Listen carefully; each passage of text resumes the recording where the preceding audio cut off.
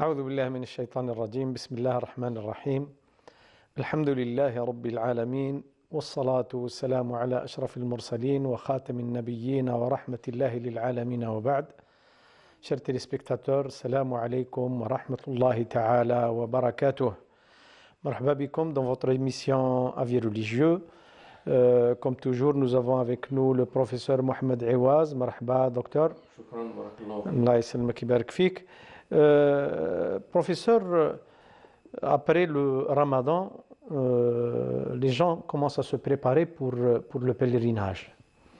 Et le pèlerinage, il y a deux formes de pèlerinage. Il y a le petit pèlerinage et le grand pèlerinage. Est-ce que faut-il observer les mêmes préparations, les mêmes conditions? Bismillah ar-Rahman ar-Rahim. Alhamdulillahi Rabbil Alamin. Salatu wassalamu ala Sayyidina Rasulillah wa ala alihi wa sahbihi. Le pèlerinage, effectivement, après la fin du mois de Ramadan et la pratique du jeûne, nous rentrons pratiquement dans les mois qui sont les mois du pèlerinage, Ashhuru al-Hajj. Et donc, le pèlerinage, comme vous l'avez souligné, il y a le Hajj al-Akbar, le grand pèlerinage, c'est ainsi qu'il est évoqué dans le Coran, par ces termes, وَأَذِّنْ فِي النَّاسِ بِالْحَجِّ, et appelle les gens à l'accomplissement du pèlerinage. Alors ils viendront de toute contrée et ils viendront sur toute forme de monture. وَأَذِّنْ فِي النَّاسِ بِالْحَجِّ يَأْتُوكَ رِجَالًا وَعَلَى كُلِّ ضَامِرٍ يَأْتِينَ مِنْ كُلِّ فَجٍّ عَمِيقٍ. Et donc, comme il y a des actes obligatoires et des actes surérogatoires, nous avons également, en matière de pèlerinage, nous avons le pèlerinage mineur appelé Al-Umra. Alors, Al-Umra, pratiquement, elle est fondée sur les mêmes piliers, à l'exception de la station de Arafat, Al-Wuquf bi Arafat, qui n'existe pas. Donc, sinon, les autres piliers, nous les évoquerons tout à l'heure, ce sont pratiquement les mêmes. Alors, l'Umra, dans le Coran, Allah tabaraka wa ta'ala, il l'a évoqué conjointement avec le grand pèlerinage. قال الله تعالى وَأَتِمُّوا الْحَجَّ وَالْعُمْرَةَ لِلَّهِ, c'est-à-dire accomplissez ou parachevez l'accomplissement du grand pèlerinage et de la Umrah. Parce qu'effectivement, on peut associer, selon la modalité, un nusuk, le rite qu'on envisage de faire. Est-ce que c'est le tamattu', est-ce que c'est l'ifrad, mais est-ce que c'est le qiran, où on peut joindre l'umrah et le hajj. Voilà pourquoi dans le verset, il y a les deux pratiques qui sont pratiquement évoquées conjointement. Mais la umrah, elle reste un acte qui n'est pas obligatoire, qui est un pèlerinage mineur, et qui est fondé sur les piliers suivants. Le premier pilier, c'est l'ihram. Alors l'ihram, l'état de sacralisation, ce n'est pas comme croient beaucoup de gens, à tort d'ailleurs. L'ihram, ce n'est pas le dépouillement, c'est-à-dire التجرد ولبس ملابس الإحرام. Les vêtements, c'est autre chose. Voilà, libas al-ihram, c'est autre chose. Al-ihramu, والدخول في النسك. ça veut dire j'entame le rite du pèlerinage mineur. Donc هو مقرون بالنية. Voilà. Donc c'est une question d'intention. C'est une question d'intention, et c'est pour cette raison également que lorsqu'on entame la prière, la clé de l'ouverture de la prière, c'est al-niyya. Et après, ça commence par Allahu Akbar, et c'est pour ça que cette formule d'Allahu Akbar, elle est considérée comme étant, et elle s'appelle d'ailleurs Takbiratu al-Ihram. C'est donc, je concrétise mon intention à travers la prononciation de cette formule qui est Allahu Akbar. Alors, pour la Umrah, elle est fondée donc sur des piliers, dont le premier est l'Ihram, al-Niyya, al-Dukhulu fi al-Nusuk, et quelque chose de très important à évoquer, à expliquer ici, c'est que la niya, l'intention dans la pratique, dans toutes les pratiques rituelles, c'est quelque chose qui relève du cœur. C'est-à-dire, je ne suis pas obligé à chaque prière de dire prononcer, Salat al-Dhuhr hadira ou Salat al-Dhuhr qasran ou ainsi de suite. Il suffit juste d'avoir l'intention d'accomplir cette obligation qui est la prière obligatoire, si c'est le cas, ou une prière surrogatoire, si je suis en train de faire des prières surrogatoires, nawafil. À l'exception du pèlerinage, qu'il s'agisse de pèlerinage mineur ou majeur, il faut prononcer, il faut extérioriser, il faut l'entendre. C'est-à-dire, je dis labbaik Allahumma umra, si j'entame l'accomplissement d'une umra, ou si j'entame l'accomplissement d'une umra conjointement avec le hajj, dans le cas du qiran, à ce moment-là, je dis labbaik Allahumma hajjan wa umra. Donc, selon la modalité, selon un nusuk, le rite que je vais accomplir, je dois extérioriser, je dois prononcer à haute voix cette intention. Alors, pourquoi exceptionnellement dans le pèlerinage mineur ou dans le pèlerinage majeur, je dois prononcer à haute voix l'intention, la concrétiser à haute voix. Avec une expression. Parce que tout simplement, le pèlerinage, c'est le symbole de l'unicité. C'est la réintégration de l'état de la fitra. Et la fitra n'est rien d'autre que l'islam. Fitrat Allah allati fatara an-nas 'alayha. ذلك الدين القيم ولكن أكثر الناس لا يعلمون. Et comme l'adhésion à l'islam et l'adhésion à cet état de fitra, cet état primordial selon lequel l'homme a été créé, خُلِقَ يُولَدُ الْمَوْلُودُ عَلَى الْفِطْرَةِ, comme l'a dit le prophète sallallahu alayhi wa sallam, chaque nouveau-né est né selon une nature originelle, al-fitra. La modification, les mutations, les influences viendront après. Mais lui, en tant que créature d'Allah tabaraka wa ta'ala, il est créé selon une fitra, une pure nature, qui est tout simplement la connaissance d'Allah tabaraka wa ta'ala et de son unicité.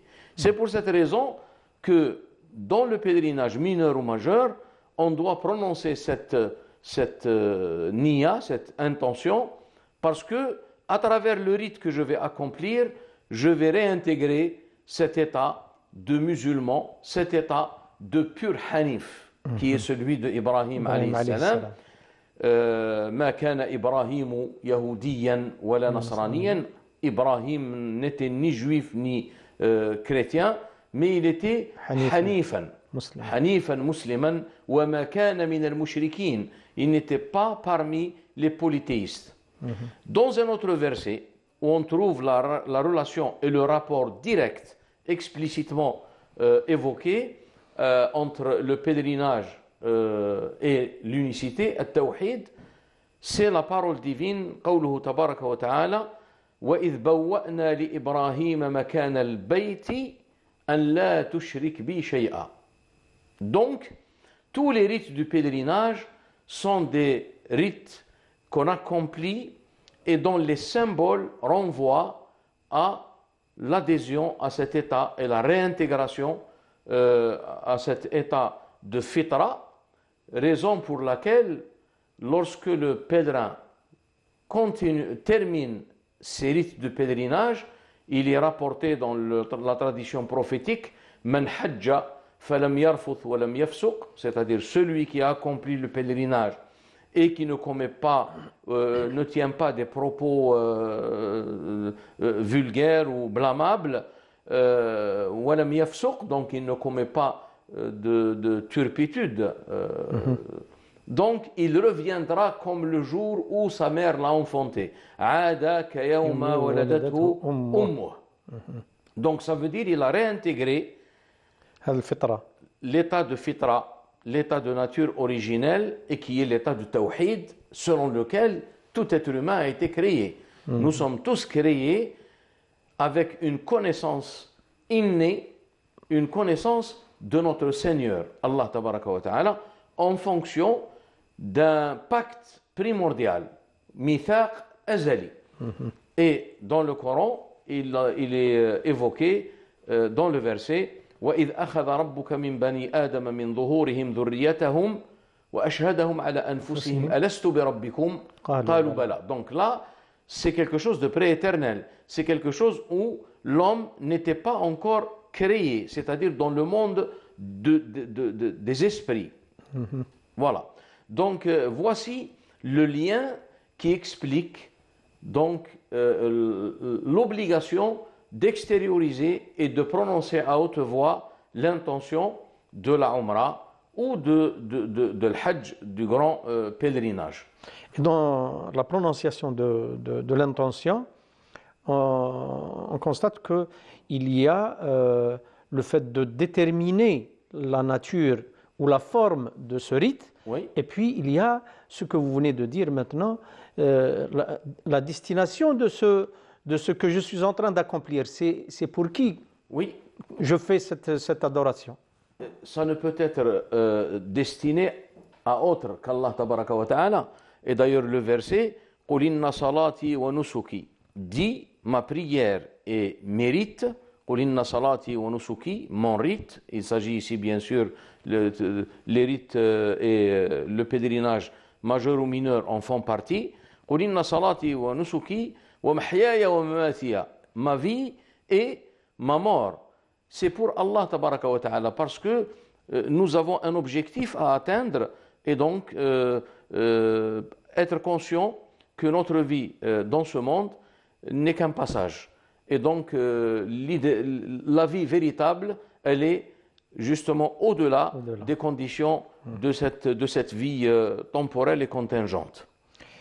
Docteur, le prophète sallallahu alayhi wa sallam a qualifié une umrah d'équivalente à Al-Hajj. Durant le mois de Ramadan, Quand elle est accomplie durant le mois de Ramadan. Nous allons terminer, si vous permettez d'ailleurs, les piliers de la Umrah. Nous avons parlé du premier pilier qui est l'intention. L'intention, bien sûr. Et après, il y a le tawaf. Donc, quand c'est pratiquement la même chose comme pratiquement la même chose que le Hajj, mais c'est le tawaf de l'Umrah, bien sûr. Donc, Sab'at Ashwat. À partir de l'angle. À partir de la pierre noire. Donc, c'est là où commence la tournée rituelle. Donc, c'est pour ça qu'on dit la pierre angulaire. Est-ce que c'est parce qu'elle se situe dans un angle. Parce que nous avons la Kaaba qui est sous forme cubique. Donc, il y a un angle. Il y a l'angle yéménite, Rukn al-Yamani, et il y a Rukn al-Hajar al-Aswad. Donc, c'est de là que commence la tournée rituelle. Et il faut faire tout le tour de la Kaaba en ayant la Kaaba sur notre gauche, qui est sur le côté du cœur par rapport à celui qui a accompli. À droite par rapport à voilà, par rapport à la Kaaba. Et lorsqu'on revient et on arrive de nouveau à la pierre noire, ça veut dire qu'on a achevé la première tournée. Donc il faudra en faire 7. Alors c'est relié à le fait qu'il y ait 7 cieux, et puis après ces 7 tournées rituelles, on va vers la station d'Abraham. La station d'Abraham, selon le Mi'raj qui se trouve dans le 7e ciel. Donc on va accomplir 2 unités de prière et puis boire de l'eau bénite qui est Zamzam. Donc là, c'est le deuxième pilier. Ensuite, quand on termine donc les tournées rituelles, on arrivera bien sûr à l'angle qui est le Hajar al-Aswad, et de là-bas, on se dirigera après avoir fait une station devant la station même d'Ibrahim alayhi salam, et donc on se dirige vers As-Safa ou Al-Marwa. As-Safa ou Al-Marwa qui sont 2 petits monts, monticules, et donc il y a une course septuple, As-Sa'i bayna As-Safa ou Al-Marwa. D'ailleurs le Coran évoque ce rite. Inna As-Safa ou Al-Marwata min sha'airillah. As-Safa ou Al-Marwa font partie des rites d'Allah tabaraka wa ta'ala. Celui qui d'entre vous accomplit le pèlerinage, le grand pèlerinage ou la Umrah, donc il n'y a aucun empêchement, il n'y a aucun mal, il n'y a aucune gêne à ce qu'il fasse des courses ou des étapes qui sont au nombre de 7. As-Sa'i bayna as-Safa wal Marwa. Donc la première étape, elle commence par As-Safa et elle se termine par Al-Marwa. Et on reprend d'Al-Marwa pour aller à As-Safa et ainsi de suite. Jusqu'à en faire 7. Jusqu'à en faire 7. Donc ça, c'est l'un des piliers également de la Umrah. Et lorsque on termine cette course septuple, ces 7 étapes, à ce moment-là, on accédera pratiquement à la fin de notre rite, la fin de notre Umrah, et soit al-halq ou al-qasr, soit donc on enlève pratiquement entièrement les cheveux, ou bien on en prend une partie. Voilà. Et cette idée ce rite de l'halq et de l'qasr, c'est-à-dire la coiffure, se raser les cheveux, renvoie également à quelque chose qui est en rapport avec ce que nous disions tout à l'heure au début, c'est-à-dire réintégrer l'état de la fitra. Et d'ailleurs, parmi les actes de la fitra, ou bien les traditions de la fitra, il y a le fait qu'après la naissance, donc, on enlève, il y a un rite spécifique par rapport à cela. Et donc, ça veut dire que c'est comme la personne, lorsqu'elle a réintégré, en terminant et en achevant la pratique de la Umrah ou du grand pèlerinage, lorsqu'elle réintègre l'état de nature originelle, l'état de la fitra, donc ça veut dire que tout est en lui nouveau, y compris la chevelure qui va pousser.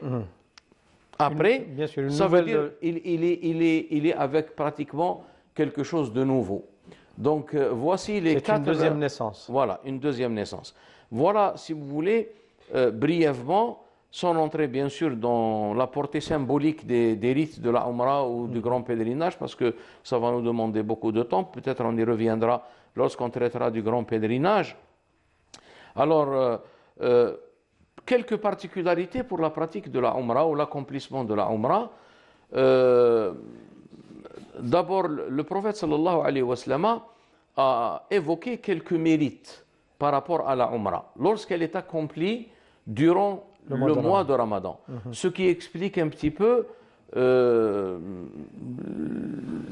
la précipitation des gens et leur envie de faire et d'accomplir une Umrah durant les mois de Ramadan et surtout durant la dernière décade, donc les 10 derniers jours, où il y a également un événement important qui est Laylat al-Qadr, la nuit de la valeur, dans laquelle, selon les versets coraniques, elle marque le début de la révélation du Coran, l'événement l'événement majeur le plus important pour toute l'humanité.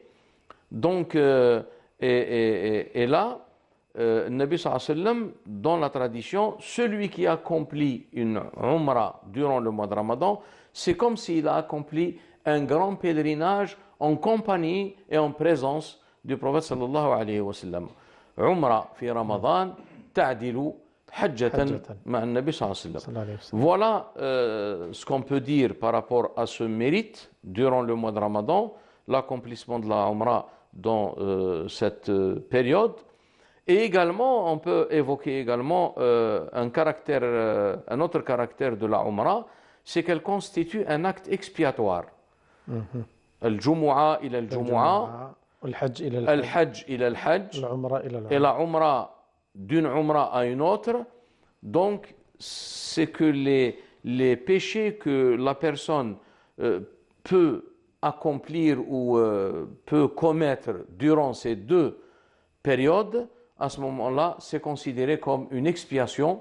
Donc, lorsqu'on accomplit, une personne accomplit la Umrah ou le Hajj, et lorsqu'elle revient à la vie courante, la vie normale, à ce moment-là, après la réintégration de l'état de la fitra, après qu'il revienne selon un état comme si sa mère l'ait enfanté, de nouveau, à ce moment-là, ce qui va commettre en tant qu'humain, kullu bani Adam khata wa khairul khata'in at-tawwabun, tous les fils d'Adam sont des pécheurs et les meilleurs d'entre eux sont ceux qui, avoir commis une faute ou un péché, se repentent et reviennent à Allah tabaraka wa ta'ala. Donc elle a cette particularité expiatoire. Donc, du moment s'il accomplit une autre Umrah durant l'année suivante, à ce moment-là, les péchés seront expiés, dans la mesure, bien sûr, où on ne commet pas des péchés majeurs, mais al-kaba'ir, mais il s'agit ici de l'amam ou les péchés mineurs. Et nous avons bien développé ce thème dans des émissions précédentes. Professeur Iwaz, pour revenir un petit peu en arrière, le rukn al-tawaf. Beaucoup de gens se posent la question, quand il est en train de faire le tawaf, est-ce que l'ablution mineure est obligatoire? Oui, obligatoire, parce que c'est considéré comme une prière. Tawaf ou salat. Ce qui n'est pas le cas pour la course septuple. Sa'i bayn al-Safa wal Marwa. On peut le faire sans être... Voilà. D'abord, il y a le fait que le prophète sallallahu alayhi wa sallam a dit as-salatu mi'rajul mu'min. Donc, la prière constitue une ascension du croyant. L'ascension du prophète sallallahu alayhi wa sallam, elle a été précédée d'une purification et qui est le miracle de l'ouverture de la cage thoracique du prophète sallallahu alayhi wa sallam est enlevé, c'est-à-dire le lot de l'ennemi de l'homme qui est Ash-Shaytan, et c'est à la suite de cette purification qu'il y a eu le Mi'raj, donc l'ascension, le voyage nocturne de la Mecque à Médine, et puis l'ascension vers les cieux. Et donc, le tawaf lui-même, d'abord, il faut souligner le fait qu'il y ait 7 tournées rituelles, et ça correspond aux 7 cieux, à travers le voyage nocturne, l'ascension. Le Nabi sallallahu alayhi wa sallam, il a pratiquement traversé les 7 cieux. Et donc, lorsque le croyant et le musulman accomplit le pèlerinage mineur ou majeur, et lorsqu'il accomplit l'un des piliers de ce pèlerinage, donc qui est le tawaf, les tournées rituelles, si vous voulez, il est en train de faire intérieurement une sorte de mi'raj. Et c'est pour cette raison que l'ablution mineure, majeure évidemment, bien sûr, et l'ablution mineure, elle est obligatoire. Ce qui n'est pas le cas par mesure d'allègement pour le croyant, parce que il y a quand même un moment, ça va prendre une durée quand même, si on relie les deux, le tawaf et la course septuple, ça prend quand même du temps, surtout lorsqu'il y a une grande affluence. Mais pour la course septuple, l'ablution mineure n'est pas obligatoire. Elle n'est pas requise à caractère obligatoire, ce qui n'est pas le cas pour le tawaf. Bien sûr. Donc, pour le hajj, c'est une fois dans la vie. Oui. Le hajj, le grand pèlerinage qui constitue le 5e pilier de l'islam, Rukn al-Khamis min arkan al-Islam, il est obligatoire comme le Coran l'a évoqué, وَلِلَّهِ عَلَى النَّاسِ حَجُّ الْبَيْتِ مَنِ اسْتَطَاعَ إِلَيْهِ سَبِيلًا. Il incombe aux gens d'accomplir le pèlerinage vers la maison sacrée. لِمَنِ اسْتَطَاعَ إِلَيْهِ سَبِيلًا, ça veut dire celui qui est en mesure de le faire, c'est-à-dire celui qui possède les capacités physiques et financières, qui sont 2 conditions pour l'accomplissement, bien sûr, ou pour être concerné par le pèlerinage majeur, le Hajj al-Akbar. Et donc, c'est une fois dans la vie, mais il y a des traditions prophétiques qui souhaitent ou qui appellent le croyant à accomplir des pèlerinages dans la mesure chaque 5 ans. L'intervalle de 5 années qui est évoqué dans la tradition prophétique. Celui qui a les moyens. Ceux qui a les moyens de revenir pour accomplir un grand pèlerinage et qu'il ne le fasse pas, alors qu'il meure, s'il le souhaite, juif ou chrétien. من ملك الزاد والراحلة ولم يحج فلا عليه أن يموت إن شاء يهوديا أو نصرانيا. Pourquoi ce rapport entre le judaïsme et le christianisme? Parce que dans le Coran, il est clair, lorsque Ibrahim alayhi salam a été évoqué, il a été dit ما كان إبراهيم يهوديا ولا نصرانيا ولكن حنيفا مسلما. Donc, celui qui se considère comme musulman, celui qui se considère comme proclamant l'unicité d'Allah tabaraka wa ta'ala, muwahhid, hanif, en pur hanif, à ce moment-là, il lui est recommandé, pas à titre obligatoire bien sûr, de le faire dans une durée de 5 années.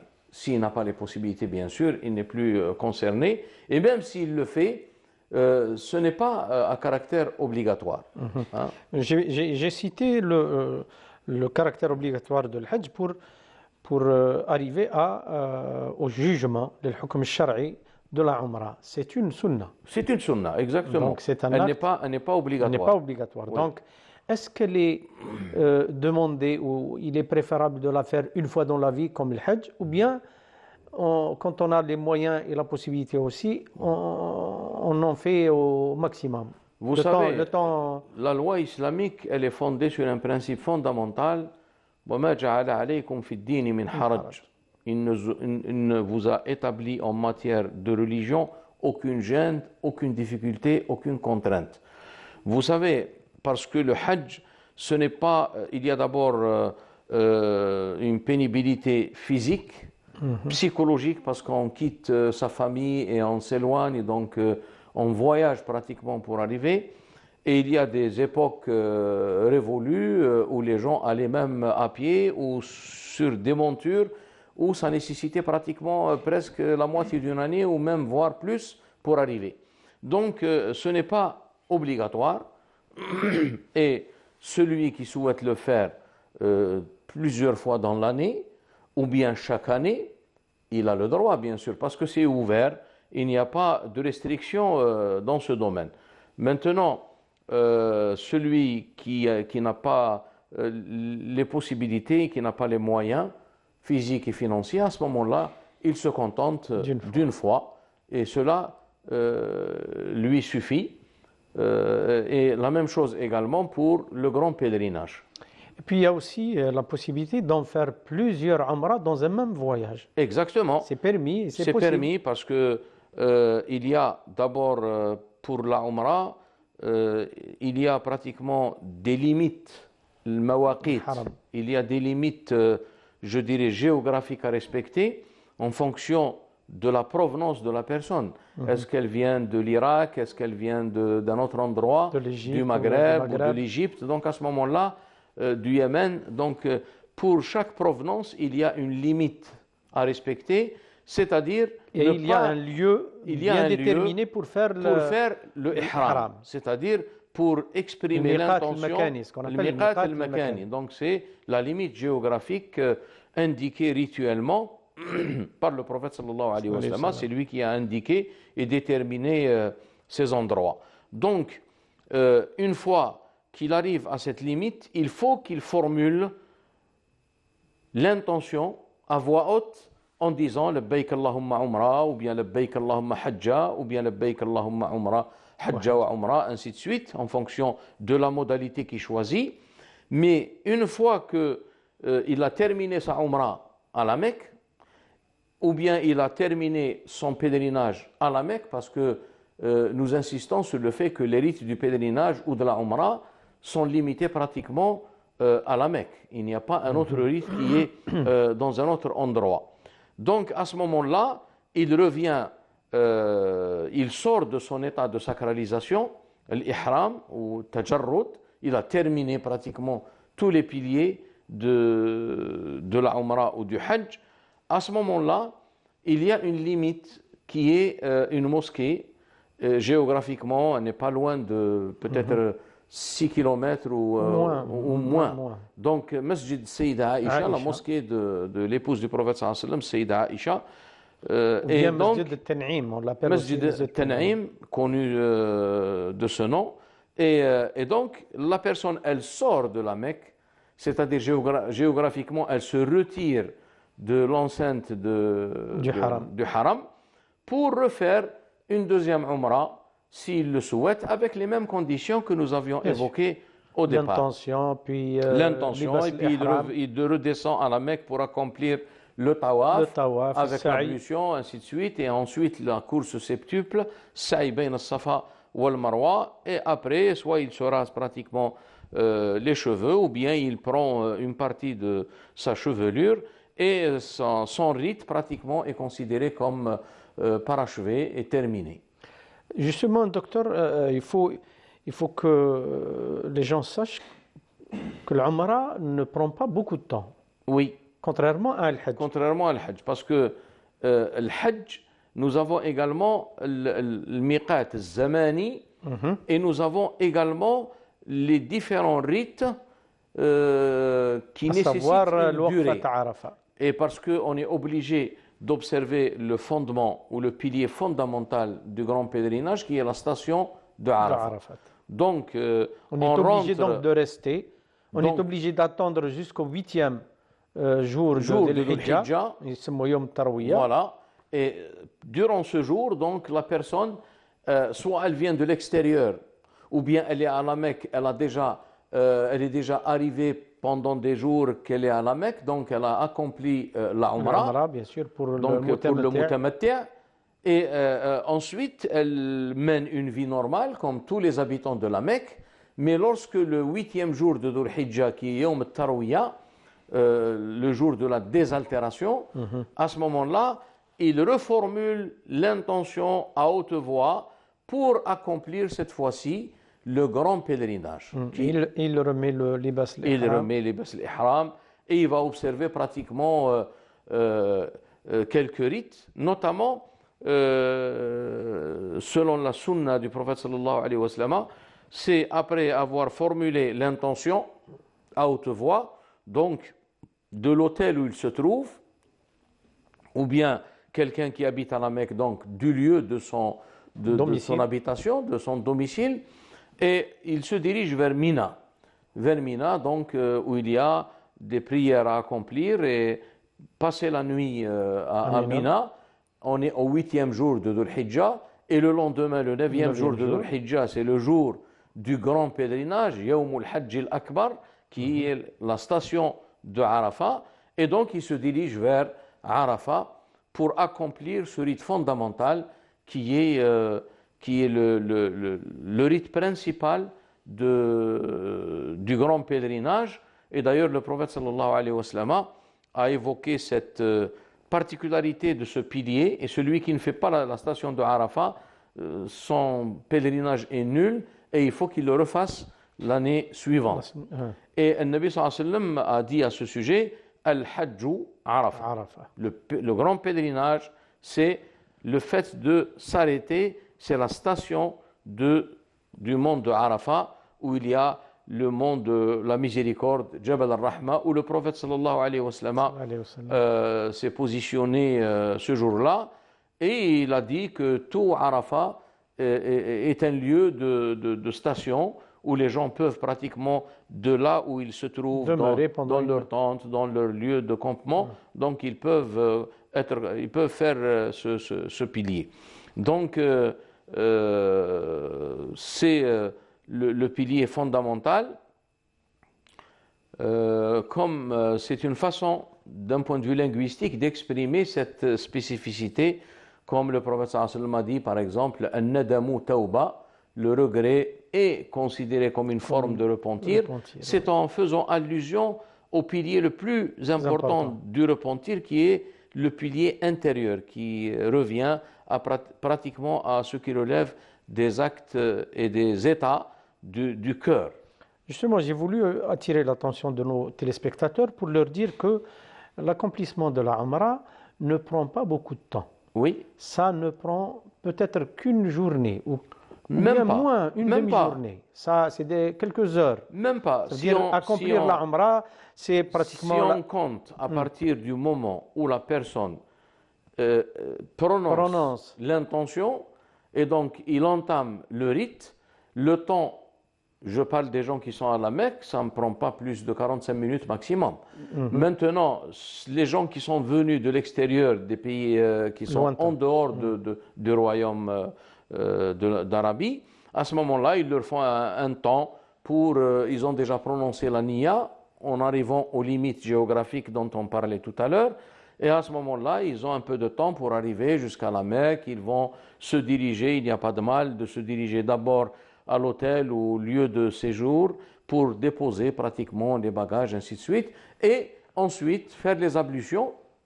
Parce que quand on prononce la niya, on ne peut pas rester peut-être en état d'ablution. Et malgré cela, on peut faire des invocations. Mais lorsqu'on arrive au deuxième pilier pour le tawaf, les tournées rituelles, à ce moment-là, ils doivent accomplir l'ablution mineure et ils se dirigent vers la Kaaba pour les tournées rituelles et ensuite vers Safa ou al-Marwa pour la course septuple. Mais pratiquement, ça ne prend pas plus de maximum 45 minutes en fonction de l'état de la personne, en fonction de l'affluence. Est-ce qu'on est dans un moment... Parce que vous savez, quand on fait des tournées rituelles, plus on s'éloigne de la Kaaba, plus on a besoin de plus de temps. Le parcours est plus long. Lorsqu'on va à la course septuple, s'il n'y a pas, je dirais, beaucoup d'affluence, à ce moment-là, on peut marcher normalement. Mais s'il y a beaucoup de monde, ça va demander plus de temps. Mais sinon, en moyenne, ça ne peut pas prendre au maximum 1 heure. Comment faire si quelqu'un, pendant le tawaf, il lui arrive de perdre ses ablutions. Ses ablutions. Exactement les règles de la prière. C'est-à-dire, il se retire. Il doit s'arrêter et se souvenir du nombre. Du nombre. Voilà. Ça veut dire qu'il ne comptera pas la tournée où il a perdu les ablutions. Il comptera les tournées précédentes. Si, par exemple, du moment qu'elle n'est pas terminée, elle sera éliminée. Annulée. Par exemple, pour quelqu'un qui, durant la 4e tournée rituelle, il perd ses ablutions, à ce moment-là, il considérera que cette tournée est annulée. La 4e est annulée, donc il comptera les 3 précédents.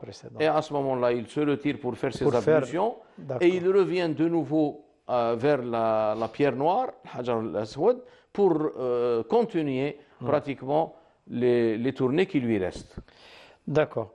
Docteur, a-t-on le droit de faire plusieurs umrah pendant un seul voyage, bien sûr, et le faire pour quelqu'un d'autre?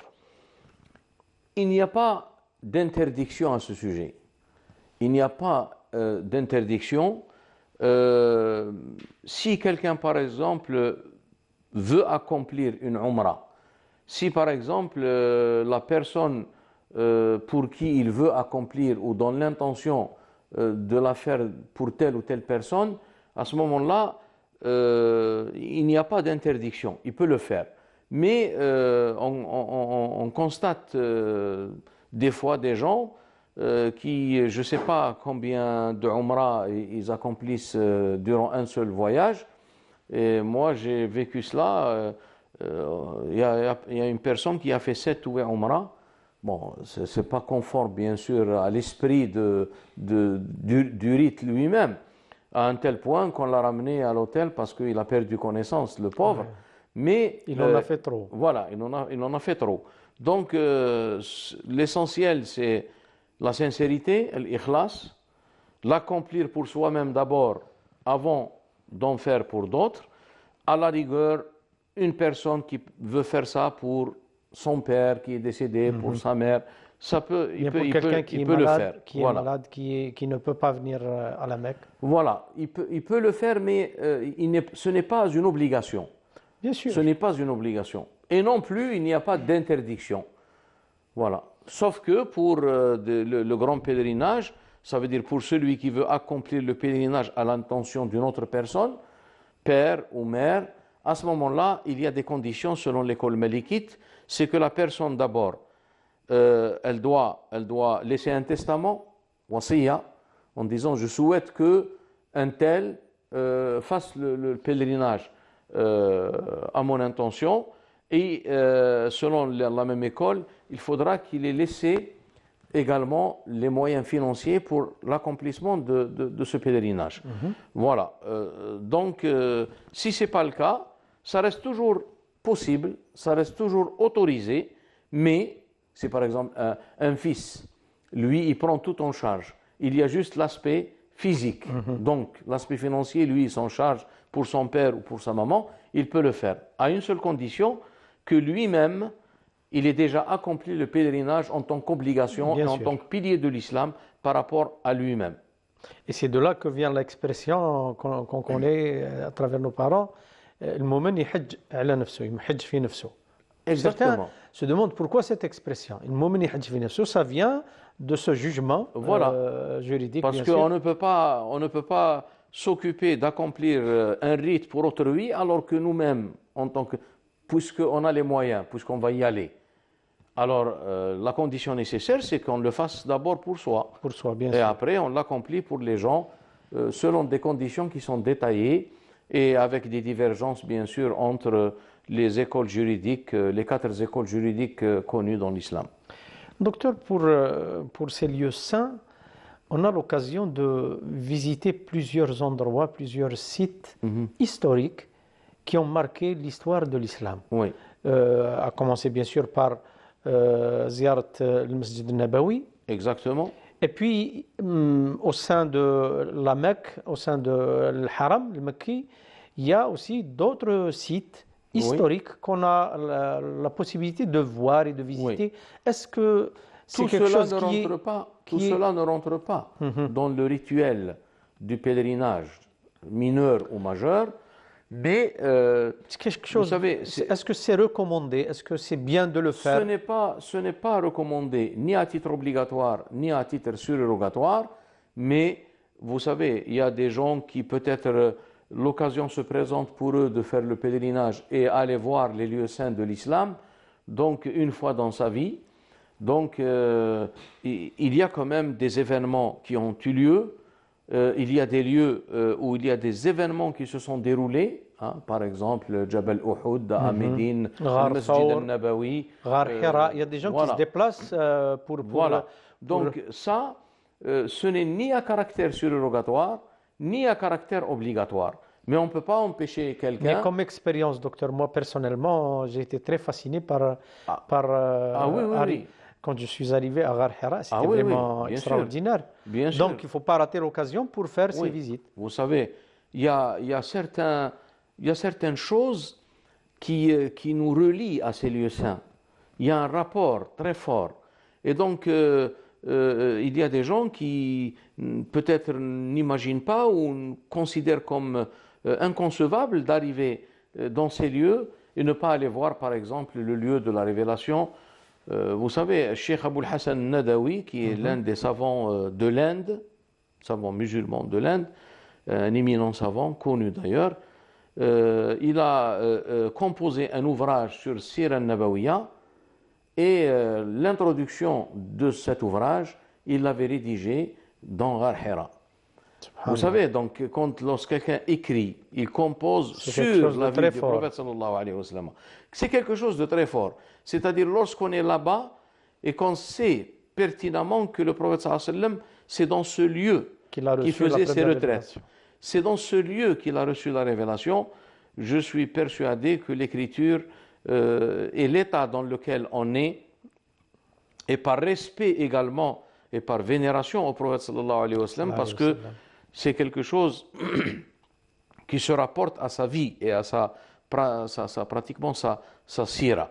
Mais reste bien sûr, les musulmans, quand ils font cela, personne ne considère que c'est un rite obligatoire, ni surrogatoire, mais c'est un attachement sur le plan psychologique et sur le plan spirituel qui fait que les musulmans sont rattachés à ces lieux et donc ils vont visiter ces lieux. Contrairement à la visite de la mosquée de Médine. Exactement. C'est quelque chose qui est recommandé par le prophète sallallahu alayhi wa sallam. Et on peut dire même visiter la tombe du prophète sallallahu alayhi wa sallam. Je ne veux pas rentrer dans les détails. Non, il faut d'abord avoir l'intention plutôt de visiter la mosquée parce qu'on n'a pas le droit de visiter la tombe, car cela peut nous amener à des pratiques d'idolâtrie et tout cela qui n'a aucun sens et qui ne tient pas debout. Et d'ailleurs, quand on parle de Masjid al-Nabawi, s'il y a cette visite, mais c'est grâce à qui? s'il n'y avait pas Nabi la alayhi tombe du salatu prophète wassalam. sallallahu alayhi wa sallam au sein de cette mosquée, donc la mosquée je dirais, ne recouvre pas cette particularité et cette spécificité. Et donc, la visite de la tombe elle-même, elle s'inscrit globalement, umouman, dans la visite des tombes qui est recommandée par le prophète sallallahu alayhi wa sallam dans sa tradition. كنت نهيتكم عن زيارة القبور ألا فزوروها فإنها تذكركم بالآخرة. Voilà. Docteur, pour finir notre émission, je crois que la Umrah est une pratique qui est recommandée par Nabi alayhi salatu wassalam. Peut-on faire du dua et du dhikr pendant la Umrah, bien sûr? Pratiquement toutes les étapes de la En 3 Umrah ou minutes, du bien grand sûr. pèlerinage, toutes les étapes ne sont rien d'autre que des prières par lesquelles le croyant s'adresse à Allah tabaraka wa ta'ala. Les tournées rituelles, la course septuple, tout cela est considéré comme pratiquement des doigts. Docteur, je vous remercie beaucoup. Merci pour tous ces éclaircissements. J'espère que vous avez passé un agréable moment avec nous. Chers téléspectateurs, nous vous donnons rendez-vous, Inch'Allah, la prochaine fois. Salam alaikum. Wa ala khair.